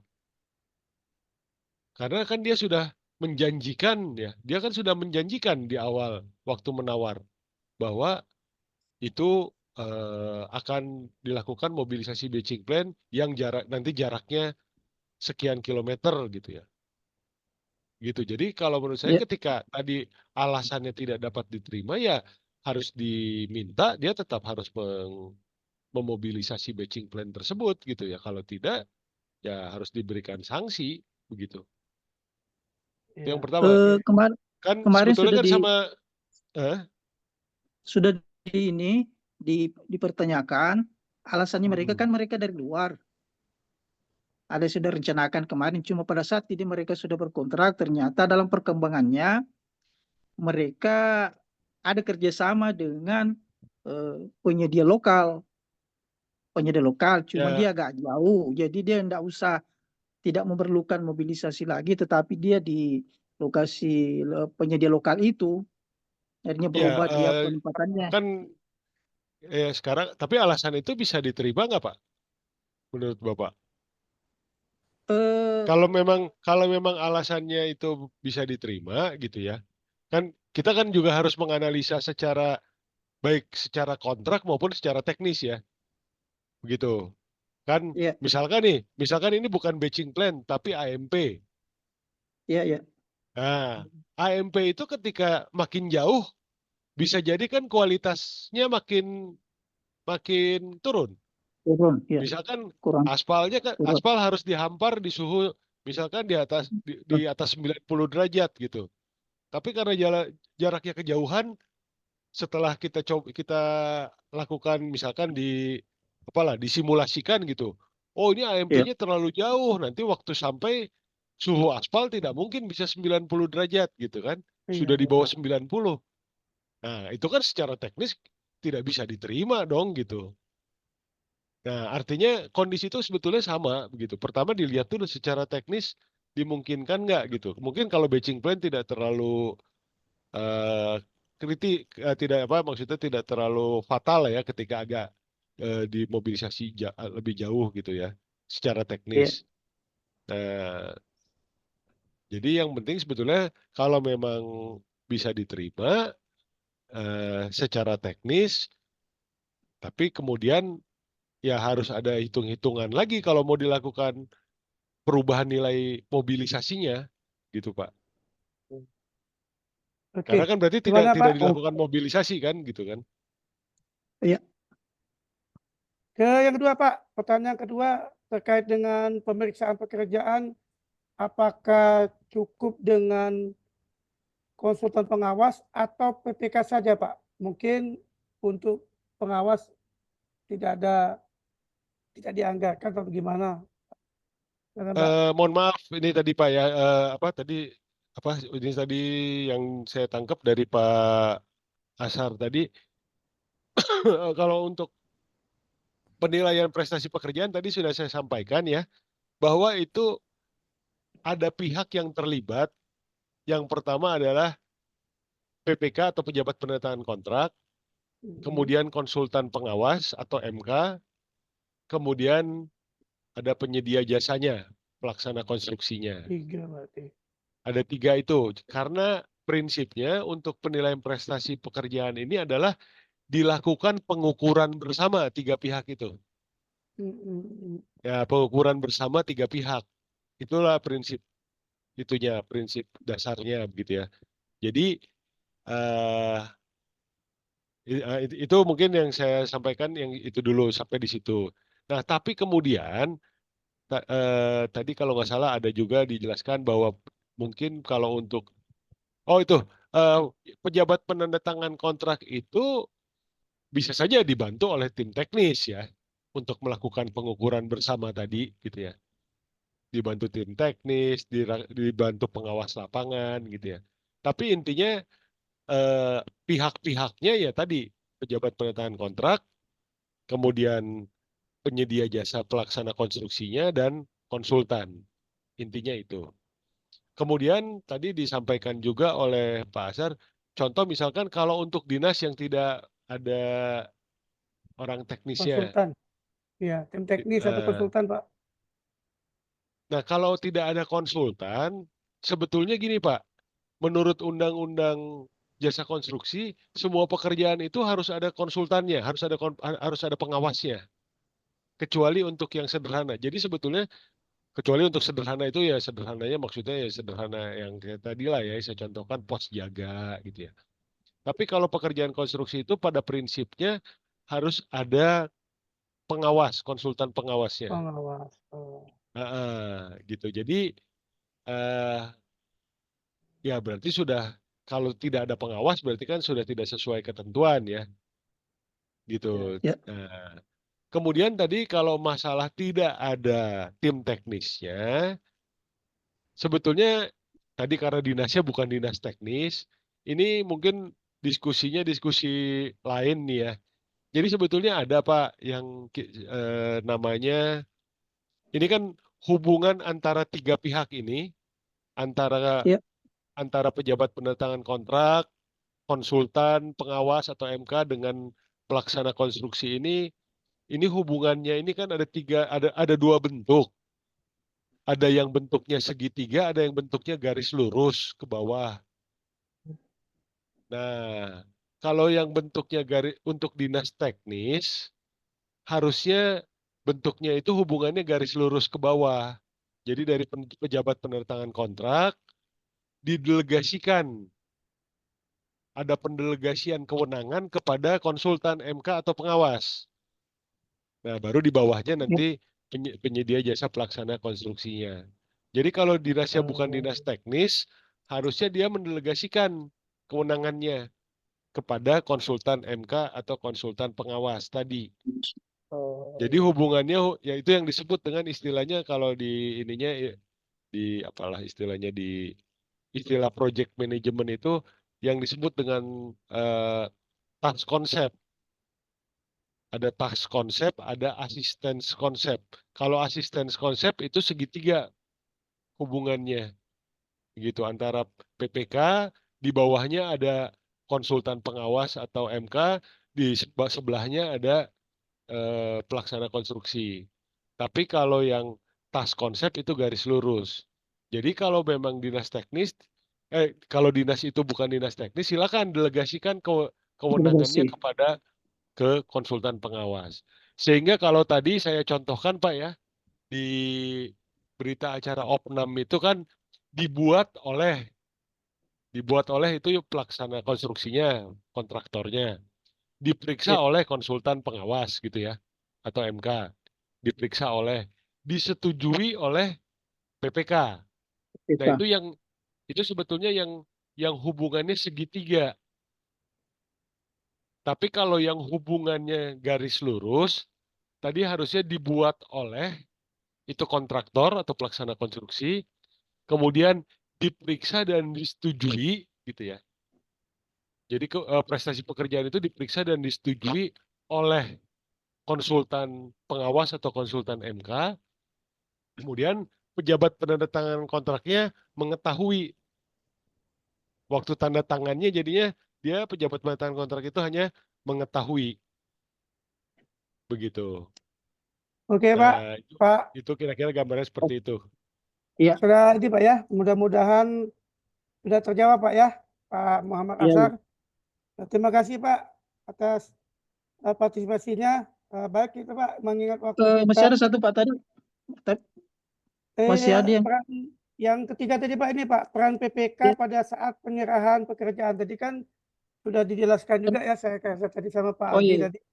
Nah, Kalau terima soal kasih Pak Pak tadi ya. terkait dengan perhitungan volume bagaimana itu Pak? Kayak besi tulangan gitu. Nah, itu tergantung waktu menyusun ketentuan pembayarannya bagaimana. Jadi yang tadi saya contohkan tadi, yaitu harusnya dibuat dulu, Pak. Begitu. Apakah harus kalau untuk misalkan tadi beton dikurangi besi tulangan nggak? Kalau besi tulangan umumnya dikurangi kalau beton. Volume beton dikurangi besi tulangannya, Besi tulangan. Oh. gitu. Ya, gitu. Tapi masalahnya yang saya lihat kadang-kadang tidak ada tuh yang menjelaskan Tidak, itu gitu. tidak ada betul-betul. Yang banyak Oke itu Pak. tidak ada yang menjelaskan tentang ketentuan cara pembayaran, cara pengukuran pekerjaan dan cara pembayarannya. Itu Pak. Jadi itu yang harus dibuat. Baik, terima Oke, oke, oke. kasih Terima kasih, Pak. Pak Aldi yang sudah menjelaskan ini. Mudah-mudahan Pak Muhammad Asar dapat mengerti dari apa yang disampaikan oleh Pak Aldi teman tadi. Baik Bapak Ibu, Oke, oke. mengingat waktu Terima kasih, Pak. kita sudah 15.30 dan juga kolom chat ini masih banyak pertanyaan yang belum terjawab. Mungkin kami mohon izin pada Pak Muji dulu, bagaimana ini Pak, pertanyaan masih ada nih Pak, apa kita habiskan atau waktunya kita stop di sini Pak? Pak Muji, gimana Pak Muji? Kita tanya Pak Aldi, apakah berkenan satu pertanyaan? Boleh, boleh Pak. Baik Pak, kita di sini Pak Agus. Pak Agus ini sama pertanyaannya Pak Nur Huda nih. Nah ini Pak Nur jadi Pak Nur Huda ini ada 2 pertanyaan nih Pak. Kita langsung ke beliau. Apakah pekerjaan konstruksi yang melalui e-Producing wajib pakai jasa konsultan pengawas Pak? Satu lagi pertanyaannya, di pekerjaan konstruksi yang melalui e-Producing, apakah penyedia tetap harus pakai jaminan penawaran, jaminan pelaksanaan, dan jaminan pemeliharaan? Silakan Pak, untuk e-Producing Pak. Untuk e-purchasing, ya tadi saya sampaikan ya Pak, ini karena untuk Undang-Undang Jasa Konstruksi mewajibkan bahwa pekerjaan konstruksi itu ada perancangnya, ada pengawasnya. Jadi meskipun e-purchasing ya tetap harus ada konsultan pengawasnya Pak, atau MK-nya, begitu. Ya, ya. Saya Wajib saya ya inti Pak contohkan ya? ya. Iya, karena undang-undang memang menyatakan harus ada pengawas dan ada perancang. Saya contohkan Ya, Pak ya, di salah satu Pemprov itu di katalognya itu ada TPST Pak, dikatalogkan tempat pembuangan sampah terpadu. Itu kan pekerjaan konstruksi besar kan, cuma transaksinya melalui e-purchasing. Masa kalau begitu tidak ada konsultan pengawas kan bahaya kan? Membangun ya, ya. TPST tanpa konsultan pengawas karena e-purchasing tidak menjadi alasan bahwa tidak ada konsultan pengawas di situ, tidak menjadi alasan itu gitu. Kira-kira seperti itu. Satu Nah, lagi tadi untuk apa jaminan Pak penawaran Nasir? Pak, jaminan penawaran apa apakah masih perlu menggunakan jaminan penawaran, jaminan pelaksanaan, jaminan pemeliharaan, Kalau jaminan pelaksanaan dan pemeliharaan tetap Pak harus ada. jaminan penawaran dan jaminan pemeliharaan? Iya. Oh, Jaminan pelaksanaan Pak, jaminan pelaksanaan dan jaminan dan pemeliharaan. ya, ya. Berarti Ya, tetap Pak jaminan ya? pelaksanaan ya tetap ada jaminan pelaksanaan dan Oke, jaminan baik. Terima pemeliharaan. kasih. Satu lagi Pak, terakhir Pak, mungkin izin dari Pak Muji nih. Satu lagi. Pak Irwanto Sayong Pak, dari Pak Irwanto ini bertanya, misalkan ada pekerjaan APBD perubahan Pak, jangka waktunya pelaksanaan 1,5 bulan, pekerjaan jalan beton, sedangkan pekerjaan pengocoran di akhir masa kontrak. Nah, sekarang ini banyak kejadian seperti itu Pak. Apakah pekerjaan tersebut bisa dibayarkan, sedangkan hasil uji beton akan keluar di luar masa kontrak? Nah, singkat saja Pak, silakan Pak. Ya, harusnya Pak tetap tidak bisa dibayar karena belum ada hasil pengujiannya. Gitu. Jadi ini memang kan makanya waktu kita memperkirakan jadwal pelaksanaan atau menyusun jadwal pelaksanaan itu ya kita juga harus pertimbangkan tentang waktu pengujiannya akan makan waktu berapa lama gitu. Jangan Ya, sampai ternyata masa kontrak itu tidak mengakomodir tentang waktu yang dibutuhkan untuk melakukan pengujian, kira-kira seperti itu. ya, baik. Terima kasih Pak. Ini masih ada satu pertanyaan lagi nih Pak. Saya mohon izin Pak Muji lah, nanti Pak Buharinya. Satu lagi Pak. Ini Pak Buhari tanya Pak, terakhir nih Pak. Pak Buhari bertanya Pak, penilaian pekerjaan ini 75% sudah dibayarkan. Pekerjaan 100% telah selesai, tapi belum sempat pengajuan pembayaran 100%-nya karena terkena bencana banjir. Hampir 30% pekerjaan. Apakah bisa dibayarkan, tetap dibayar, atau dinyatakan force majeure, atau bagaimana Pak Ali? Singkat saja Pak. Silakan Tapi Pak. belum sempat pembayaran Belum sempat terkena pembayaran 1% bencana ya Pak, banjir. baru 75%. Tapi kena Ya, banjir. ya, itu kemudian rusak atau bagaimana yang kena banjir itu? Intinya Ya gini, mungkin. kan ini sudah kita anggap sudah 75% gitu kan ya Pak. 75% ini kita berarti kan ya anggaplah ini memang sudah fisiknya sudah sesuai di lapangan 75% kan. Masih sisa 25% lagi. Nah, kemudian dilaksanakanlah gitu ya, dilaksanakan lagi sisanya 25%. Kemudian terkena banjir, saya nggak tahu yang rusak berapa, apakah hampir 30% tadi. Intinya adalah apakah dokumen-dokumen pelaksanaan pekerjaannya itu kan ada yang namanya disebut dengan backup data ya. Backup data atau data pendukung kualitas, data pendukung kuantitas. Nah, backup datanya itu menunjukkan pekerjaannya itu sudah berapa persen. Begitu. Kalau memang backup datanya menyatakan bahwa pekerjaannya sudah 100%, menurut saya ya tetap harus dibayar itu biarpun ternyata ada yang dimakan banjir tadi. Iya. Begitu, tetap harus dibayar selama bisa dibuktikan oleh backup datanya. Backup data itu Baik. kan ada misalkan material masuk, kemudian ada ada tenaga kerja, daftar hadir tenaga kerja, kemudian ada peralatan, penggunaan alat gitu ya. Selama dari data-data ini, backup data ini bisa menjelaskan bahwa memang sudah dilakukan pekerjaan tersebut, maka pekerjaan yang hilang dimakan banjir itu ya tetap harus dibayar. Oke. Gitu. Artinya Jadi wajib intinya ada, tetap dibayar lah Pak ya. iya, Walaupun karena memang secara nyata gitu ya, backup datanya menunjukkan bahwa pekerjaan itu sudah dilakukan, tapi terjadi iya, kondisi force major, gitu kan, betul. yang di luar kendali para pihak, begitu Pak. Baik, terima kasih Pak Aldi. Masya Allah, subhanallah. Penjelasan dari Pak Aldi memang cukup lengkap. Semoga Bapak Ibu peserta eh, dapat menerima apa yang disampaikan oleh Pak Aldi tadi.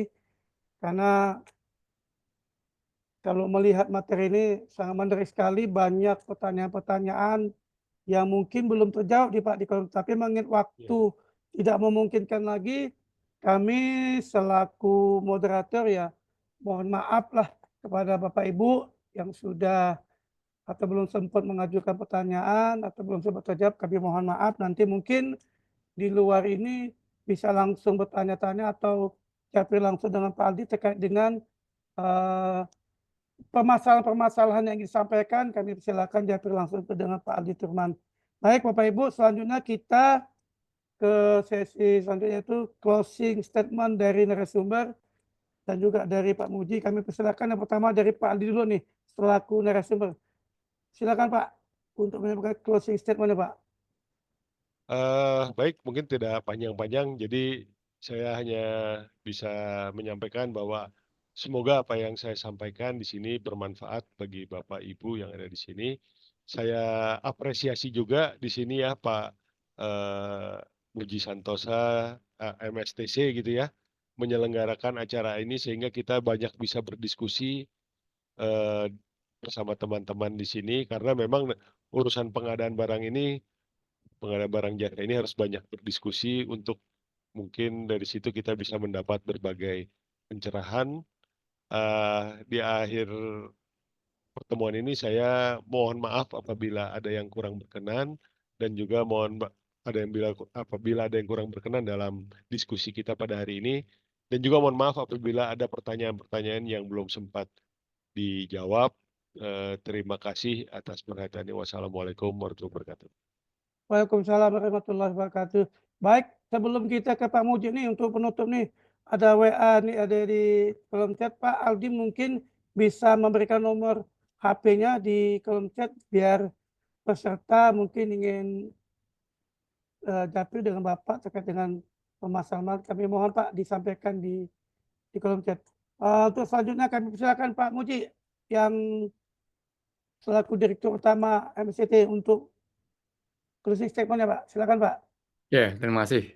Bapak Ibu yang hormati, dari kegiatan hari ini kita bisa menindaklanjuti dengan membuat rancangan kontrak yang baik, memastikan ketika serah terima lapangan, dan ketika PCM ya, rapat persiapan pelaksanaan kontrak. Semoga dengan demikian kontrak-kontrak kita di tahun 2025 bisa terlaksana dengan baik. Saya ucapkan terima kasih pada Pak Aldi Turman, Pak Nasir, dan Bapak Ibu sekalian yang semangat di hari libur ini melakukan pembahasan pengadaan. Semoga kegiatan kita selalu bermanfaat. Wassalam. Terima kasih. Waalaikumsalam warahmatullahi wabarakatuh. Baik, Bapak Ibu, tadi sudah sampaikan closing statement-nya dari Pak Aldi selaku narasumber dan Pak Muji Santosa selaku Direktur MSTC. Alhamdulillah pelaksanaan Zoom kita pada hari ini, webinar pada hari ini dapat terlaksana dengan baik, lancar, walaupun tadi ada beberapa kendala sedikit, kami terlempar. Alhamdulillah, intinya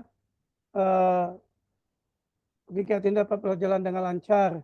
Dan alhamdulillah kami selaku narasumber, selaku moderator mengajukan permohonan maaf yang sebesar-besarnya apabila dalam memimpin acara ini ada kesalahan perkataan maupun tutur kami yang kurang berkenan di hati para peserta. Kami mohon maaf yang sebesar-besarnya dan juga kepada peserta yang pertanyaan yang belum terjawab, kami persilakan untuk jatuh langsung ke Pak Adi Firman. Pergi berlayar ke Surabaya, membeli oleh-oleh di Kota Blitar. MSTC semakin berjaya. Fungsional PBJ insya Allah semakin pintar. Dikejar anjing, cepatlah berlari. Kalau berani, lemparlah dengan batu. Mohon maaf dan mohon izin undur diri. Assalamualaikum warahmatullahi wabarakatuh. Selamat sore. Waalaikumsalam Terima kasih, Pak Muji. warahmatullahi Pak Oke, Aldi. Bu. Ya, terima kasih Pak Terima Nasir. kasih, Pak. Terima kasih.